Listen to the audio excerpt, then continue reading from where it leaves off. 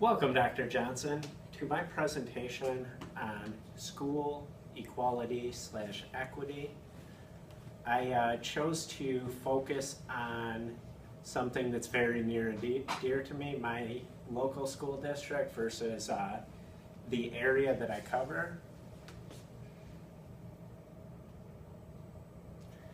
Okay, so my school district is Birmingham. I will be covering our district versus Detroit, but I'll also be talking about the big picture. Okay, so Birmingham Public Schools, we get almost $12,000 per student, and we also have a tech bond that gives us an additional $55 million per student. When you compare us to Detroit only gets a little over $7,000 per student. That is the state minimum. And also you see on here that this causes some problems. While we do have smaller class sizes, in some cases it's at extreme ends to where this newspaper article here speaks of a kindergarten class in Detroit that had 100 students. They did have 2 teachers, but if you can imagine what a 100-kid kindergarten with 2 teachers would look like, to me it still seems like a kindergarten cop, or maybe even a worse version if you get that reference. In the city of Detroit, it is estimated that 60% of the residents fall below the poverty level, meaning they have more at-risk students, but they get less funding. Obvious equality issues, if not equity issues, but I wanted to show this Finland graphic. It's very hard to see, but I'll kind of summarize the findings. In Finland, the class sizes for their at-risk population are as small as 10 to 1. That's the relative average. But overall, their class sizes are smaller too, at 15 to 1. And 60% of students get some form of help. I wasn't able to find the data on what percentage of students in Detroit get intervention programs, but it was nowhere near 60%, I would imagine.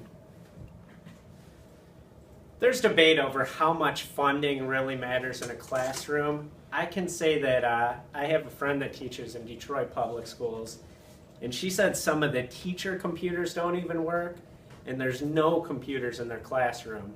Whereas when you look at my classroom, over here I have a laptop cart. While they're not the best laptops, there is 15 of them and they can be used for things. Over here you'll see an iPad cart where I have 12 iPads. That's not exactly commonplace, but I would say about 1 in 3 in our school district have iPad carts.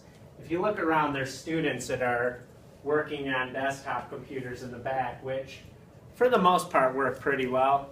You might have also noticed that my presentation is taking place on a Promethean board, similar to like a smart board, but that's also a very good tool as far as enhancing student learning. We've had lawmakers that said, you know, let's make this equal. Let's give all these districts equal funding. You might be thinking, well, why is a wealthier district that has a less of an at-risk population, why not just take some money away from them and give it to the poorer schools? It's a little bit more complex than that, because I'm going to show a couple things. One, in Michigan in 2011, we removed the cap on charter schools, and a very large percentage of them are online-only charter schools.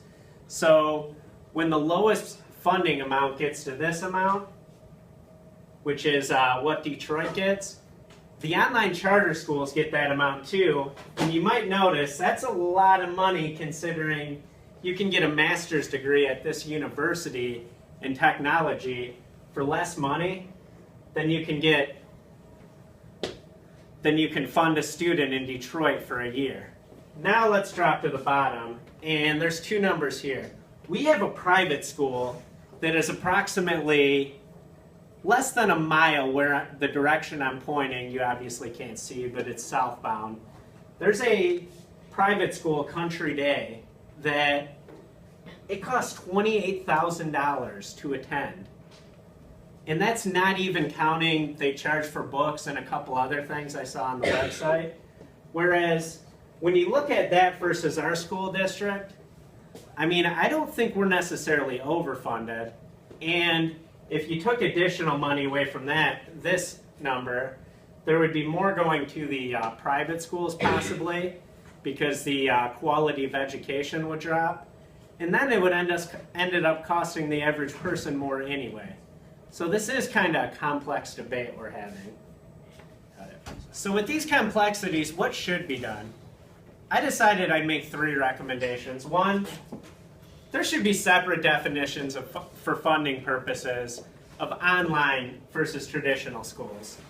It's clearly a lot cheaper to run a school where you don't need a building, you don't need really any resources that can be gathered online, which I have no problem with the online model, as I'm attending an online school right now.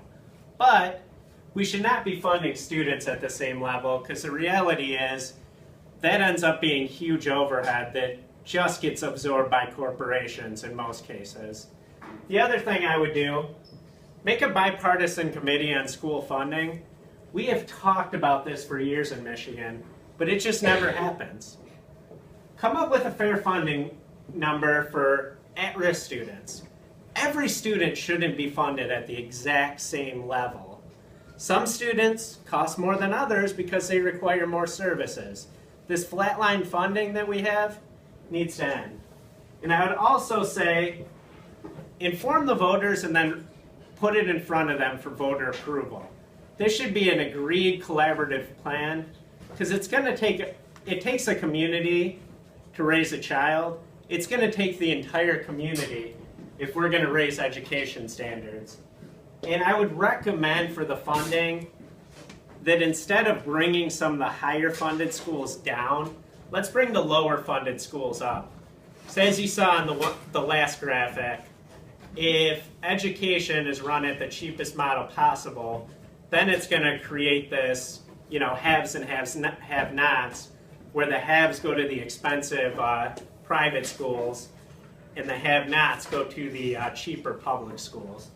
Final thing I would say do, offer incentives for teachers to work in difficult settings. Now, I know the repeated thing is some of the worst teachers are put in the worst areas and then that doesn't work out. I won't call them the worst teachers. I will call them in a lot of cases inexperienced teachers. I started out in a very difficult setting, and while I don't think I was a bad teacher, if I'm not better, in year 9 than I was in year 1, I don't know why I would even come to work anymore. And I would hope that for the average teacher, they are improving every year they're in the field. Because, education is experience. So we should be getting better at education with more experience.